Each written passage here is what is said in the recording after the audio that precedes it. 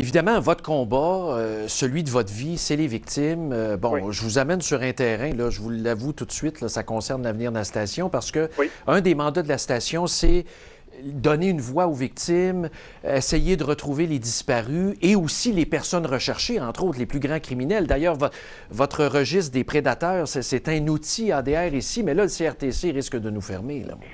Écoutez, moi, d'abord, avec le sénateur Dagenet, on a été deux sénateurs qui se sont battus corps et âme, et je pense que le propriétaire de la station ADR pourra le confirmer. J'ai eu beaucoup de rencontres avec le propriétaire et beaucoup de rencontres avec la ministre du Temps, Mme Glover, pour qu'elle intervienne directement dans le dossier auprès du CRTC pour pouvoir modifier là, les règles du jeu, parce qu'on sait qu'il y a des stations qui sont obligatoirement inscrites là, dans l'offre de service, donc les gens n'ont pas le choix de payer.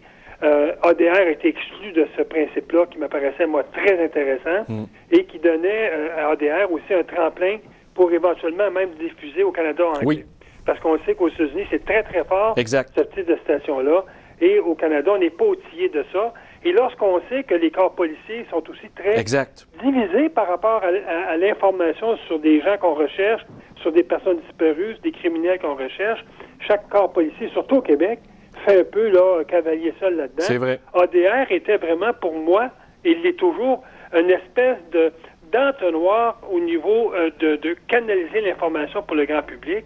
Et je n'ai jamais compris la position de la ministre là-dedans. Nous, on a défendu ce dossier-là jusqu'à en perdre une partie de notre réputation, tellement on l'avait fait de façon presque féroce.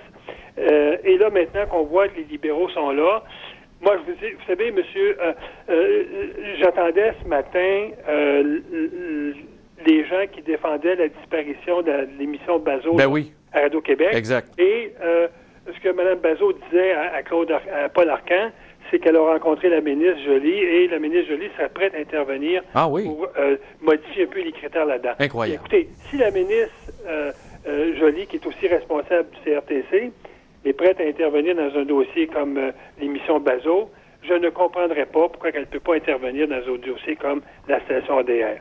Il m'apparaît pour moi là un besoin essentiel, un besoin de base, aussi bien pour les victimes que pour les corps policiers, que pour les grands publics pour assurer leur sécurité. Oui, vous me dites ça, là, vous me l'apprenez, monsieur le sénateur, là, les deux bras me tombent par terre.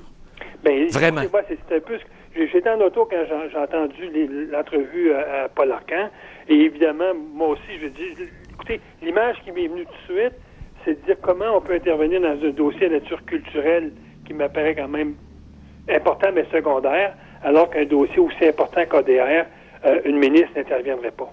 Et évidemment, je vous souhaite bonne continuité. Merci d'avoir pris le temps. Bien, moi, je vous souhaite surtout bonne chance avec ADR. Et ce que je peux assurer là, au propriétaire de la station, c'est que moi, je vais relancer Mme Joly dès la semaine prochaine pour lui demander qu'elle intervienne dans le dossier.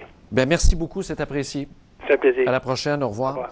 C'est le sénateur Pierre-Hugues Boisvenu qui nous dit tout bonnement que Marie-France Bazot, que j'aime beaucoup, je suis allé à ses émissions et tout ça, a pris le téléphone, sans doute. Elle a appelé au cabinet de la ministre et Mélanie Joly, une bonne connaissance de France Bazot, sans doute, ils se sont côtoyés sur des plateaux. C'est des femmes intelligentes, des femmes impliquées dans la vie montréalaise. C'est des deux personnes qui se connaissent. Alors, ils ont convenu de régler le dossier. Ben, j'ai mon voyage. Puis nous autres, ben, merci, c'était peut-être la dernière fois. Bye.